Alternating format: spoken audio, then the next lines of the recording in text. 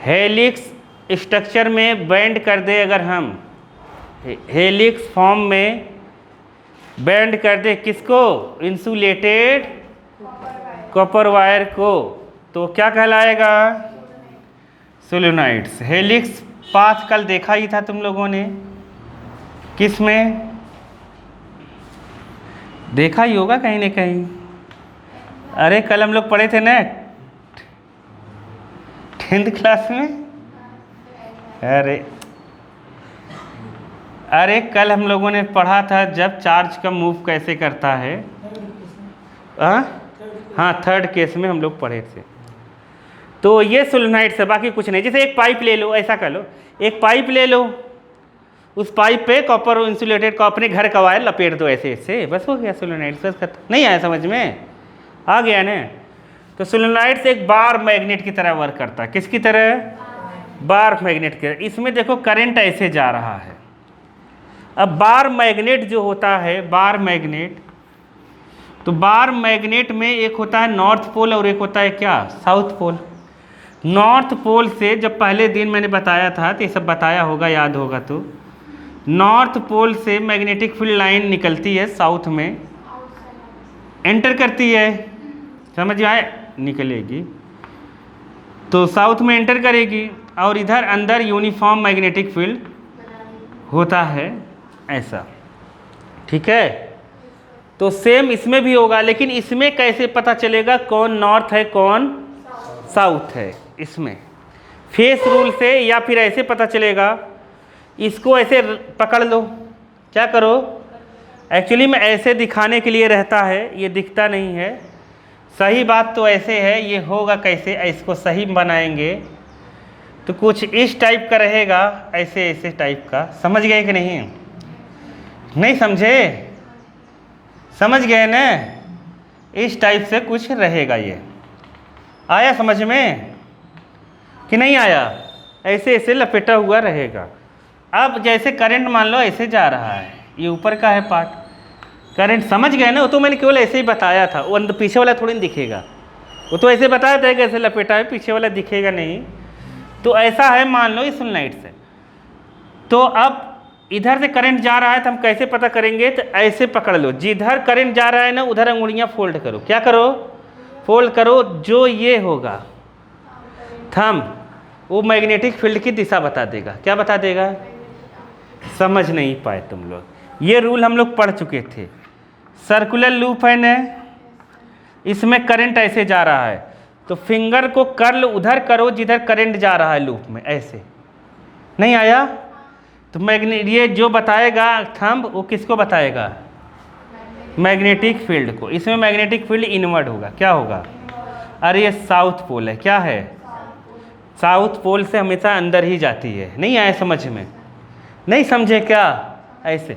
तो इसका भी अगर बताना है तो ऐसे नहीं पकड़ सकते, इसको ऐसे नहीं पकड़ना है, ऐसे पकड़ना है। नहीं आया, क्योंकि करंट ऐसे जा रहा है। नहीं आया, आ गया ना समझ में। तो ऐसे पकड़ेंगे हम, ऐसे इसको ऐसे पकड़ेंगे तो इधर, तो मतलब ये क्या होगा, साउथ, क्या होगा, ये क्या होगा, नॉर्थ पोल। समझ गए कि नहीं, करंट अगर वैसा जाता, समझ गए, उधर का रहता तो ऐसे पकड़ते। नहीं आ रहा है क्या समझ में, तो ऐसे जाता, नॉर्थ साउथ ऐसे बता लेंगे। तो इसमें कहानी क्या है, कहानी ये है कि अपने को बताना है कि इसके थ्रू, इसके अंदर मैग्नेटिक फील्ड या बाहर मैग्नेटिक फील्ड कितना होता है। समझ गए, ऐसे हम बताएंगे कि मैग्नेटिक फील्ड कितना होता है।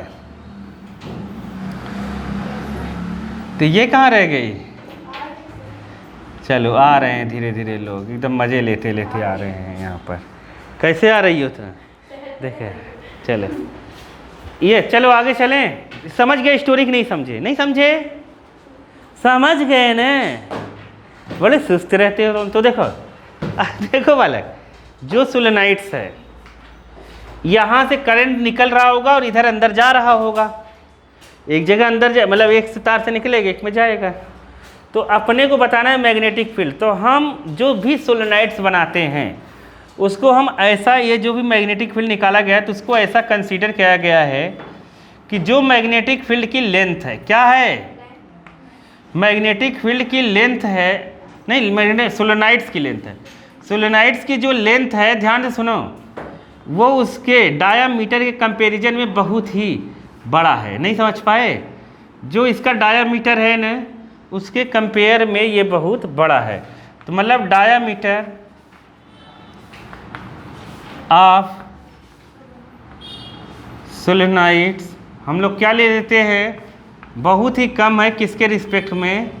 एल के रिस्पेक्ट में। ऐसा मानकर जो भी निकालते हैं हम निकालते हैं, ठीक है। नहीं तो सोलेनोइड्स में थोड़ी सी गड़बड़ी आ जाएगी जब भी हम मैग्नेटिक फील्ड निकालेंगे। तो अब इसके लिए हम इसके अंदर बाहर कितना मैग्नेटिक फील्ड है, कैसे है, वो हम निकालेंगे, ठीक है। तो इसके लिए हम बना लेते हैं एक लूप। क्या लूप बना लेते हैं? और कौन सा लूप बनाएंगे हम? Amperian loop. कौन सा? एम्पीरियन लूप का मतलब समझ रहे हो, जो एम्पियर सर्कुलर लॉ का लूप था ना, वो बनाएंगे। आया समझ में कि नहीं?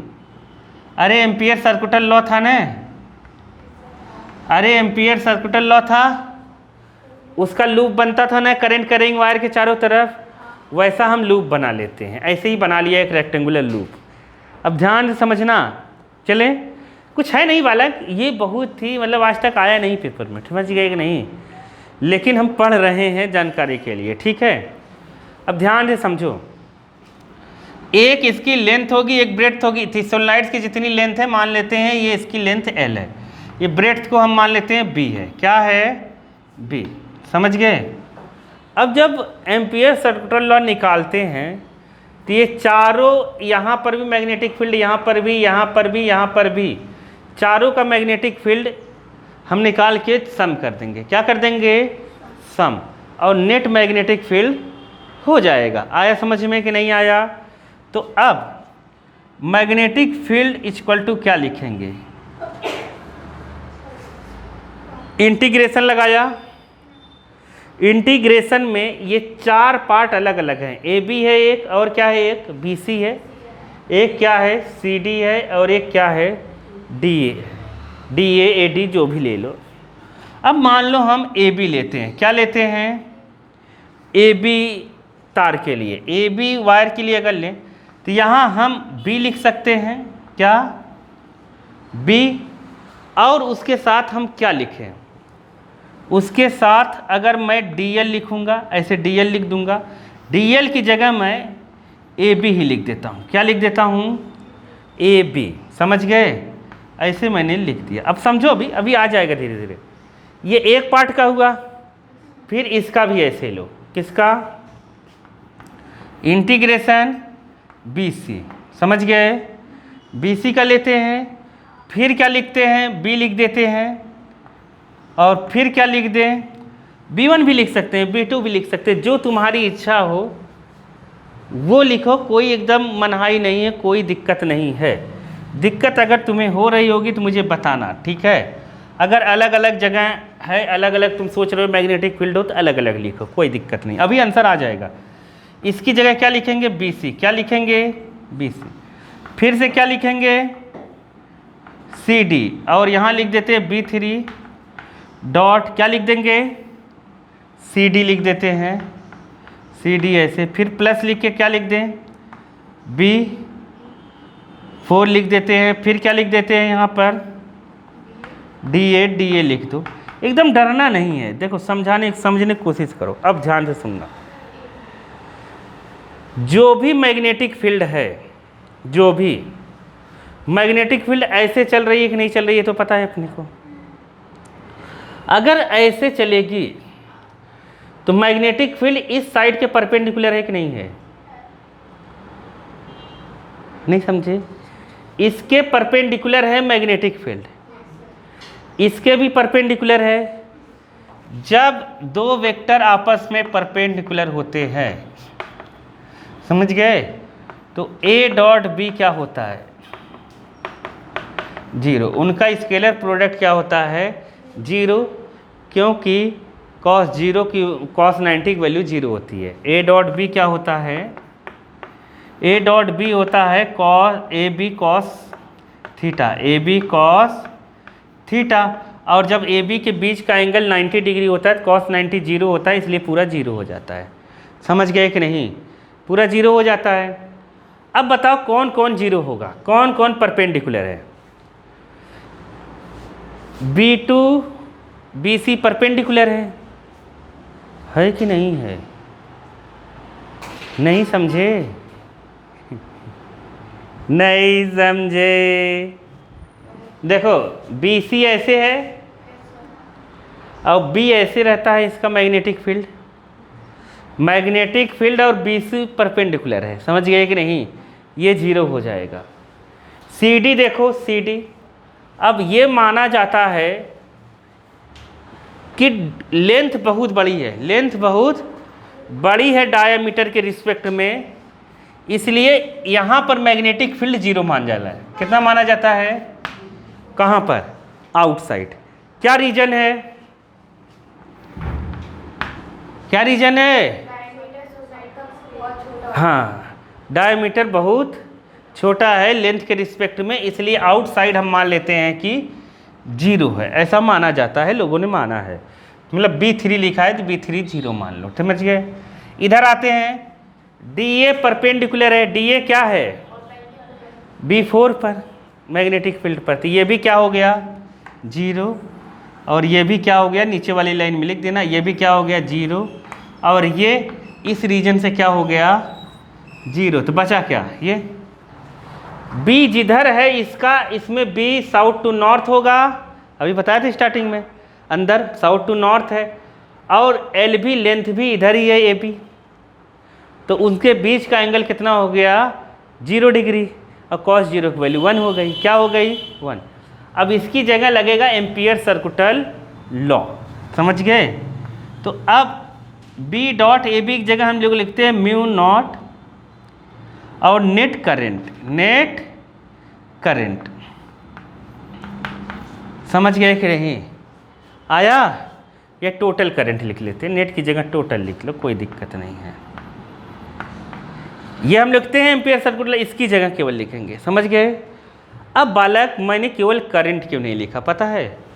लूप में से कितना करंट बह रहा है पता है तुम लोगों को? देखो 1 2 3 4 5 6 ऐसे बहुत सारे होंगे, नहीं समझे क्या? नहीं समझे। ये लूप है, ये भी करंट है, ये भी करंट है, ये भी करंट, और सब करंट सेम है। आया समझ में कि नहीं? तो इसीलिए मैंने कहा टोटल करंट लिखेंगे। अब करंट की जगह वैल्यू बदलना है, बस आंसर आ जाएगा। देखो अब इसमें एक टर्म्स आता है, होता है n क्या होता है? Number of turns, number of small n आता है, number of turns of per unit length, n per unit length लिख लेते हैं, n per unit length. Per unit length में ये नंबर ऑफ टर्न्स होता है। तो जो टोटल टर्न्स होता है, टोटल टर्न्स वो होता है कितना? कैपिटल N से लिखते हैं, टोटल वाले को हमेशा कैपिटल N से लिखेंगे, NL, क्योंकि लेंथ कितना है? L है। एक लेंथ में कितना टर्न्स होता है? N, तो L लेंथ है तो कितने टर्न्स होंगे? NL, समझ गए। एक में करंट I फ्लो होता है, एक में करंट कितना होता है? I फ्लो होता है, एक टर्न्स में करंट I फ्लो होता है, तो इतना टर्न्स है तो करंट कितना फ्लो होगा? I टोटल कितना हो जाएगा? टोटल इक्वल टू NLI, कितना हो जाएगा? NLI, समझ गए कि नहीं? कितना होगा? NLI। आया समझ में कि नहीं आया? आ गया ना? तो यहाँ पर हम लिख देंगे टोटल की जगह NLI, और B1 की जगह B ही लिख देते हैं हम। AB का इंटीग्रेशन इसका करेंगे हम, AB की जगह हम क्या लिख सकते हैं? L, कितना लिख सकते हैं? लेंथ L है, L और B के बीच का एंगल 0 डिग्री है, इसलिए हम लोग वहाँ पर cos 0 की वैल्यू 1 रख देंगे, दिखाएंगे नहीं। तो ये हो जाएगा, ये कितना हो जाएगा? म्यू नॉट I की जगह कितना रहेगा? NLI, और क्या कटा इसमें? LL कट गया, तो B इक्वल टू कितना होता है? Mu not NI। ये सोलेनॉइड्स के अंदर क्या है? मैग्नेटिक फील्ड, मतलब यहाँ पर जो मैग्नेटिक फील्ड है बी, इनमें मतलब सोलेनॉइड्स के अंदर की बात हो रही है, वो कितना होता है म्यू नॉट एन आई, याद कर लो, समझ गए, 1 मार्क्स में आ सकता है। समझे कि नहीं समझे? अरे ए बी एल हो गया ना, ए बी क्योंकि ये लेंथ ही है, ए बी एल, ठीक, बी मैग्नेटिक फील्ड, समझ गए, उसके अंदर जो भी होगा हम लोग भी मान लिए, ए बी की जगह एल लिख दिया, कोई दिक्कत थोड़ी ना। और यहाँ डॉट कहाँ चला गया, क्योंकि कॉस 0 की वैल्यू 1 होती है, इसलिए लिखा नहीं आया समझ में, समझ गए ना। तो ये मैग्नेटिक फील्ड के सोलेनॉइड्स के अंदर इनर वाले उसमें होता है। सोलेनॉइड्स जो भी है, समझ गए कि नहीं, पूरा यूनिफॉर्म रहता है सोलेनॉइड्स के अंदर, यही रहता है, लिख लिया कि नहीं? देखो अब जैसे जो भी सोलेनॉइड्स है, समझ गए, जो भी सोलेनॉइड्स बन रहा है यहाँ से यहाँ तक पूरा का पूरा हर जगह कितना होगा, mu naught N I B होगा, समझ गए, ध्यान समझना। इधर जो है यहाँ पर किनारे पर इसका हाफ होता है, कितना होता है, हाफ, बना के लिख लो, एन आई बाई 2। इधर भी कितना होता है, हाफ, किनारों पर, जस्ट किनारों, मतलब यहाँ पर और यहाँ पर। अब बीच में पूरी जगह कितना होता है, ये 0 कौन बोल रहा है, देखो कितना होगा, म्यू नॉट एन आई, ये पूरी जगह, किनारों पर कितना होगा, mu naught N I by 2, समझ गए, ये किनारों की बात है। यहाँ अंदर यूनिफॉर्म होता है पूरा, क्या होता है, यूनिफॉर्म, नहीं समझ पाए, पूरी जगह यूनिफॉर्म होगा मैग्नेटिक फील्ड। अब देखो कहानी क्या है, कहानी ये है, ये यहाँ पर हवा होगी तब के लिए है, इतना कीड़ा मत बनाना, ऐसे तुम बना सकते हो, समझ गए।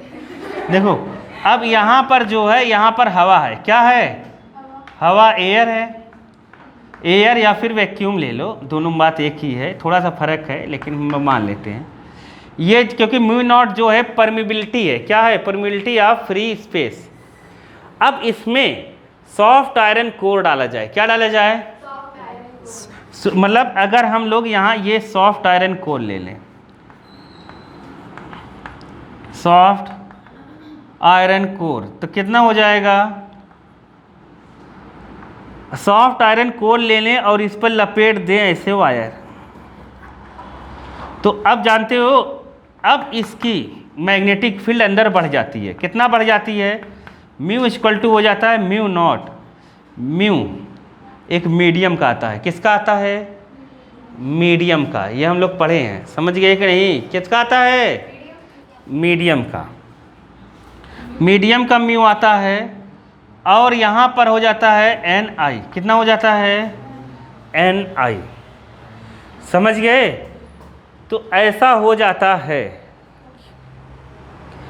कब हो जाता है, देखो कब हो जाएगा, जब इसमें कुछ हम भर देंगे, कुछ क्या करेंगे, भर देंगे, नहीं आया समझ में, कुछ हम लोग इसमें भर देंगे, नहीं आया समझ में, नहीं समझे, इसमें हम लोग क्या भरे हैं, soft iron core. Soft iron core इसलिए भरते हैं, 10th क्लास में पढ़ाया जाता है, क्योंकि ईजिली वो मैग्नेटाइज हो जाता है और डीमैग्नेटाइज्ड हो जाता है, वो परमानेंट मैग्नेट नहीं बनता है। अगर सोलेनॉइड्स को, समझ गए ना कि नहीं समझे, अगर सोलेनॉइड्स को, सुनो तो, अगर सोलेनॉइड्स को क्या करें हम, अगर सोलेनॉइड्स में हम लोग स्टील, लोहा ऐसे ही हार्ड वाला भर दे तो परमानेंट मैग्नेट बन सकता है, क्या बन सकता है, मतलब ऐसे भी मैग्नेट बनाया जा सकता है। स्टील या लोहे को कुछ के ले लो और उस पर ऐसे वायर लपेट के और हाई वोल्टेज का इलेक्ट्रिसिटी पास करा दो,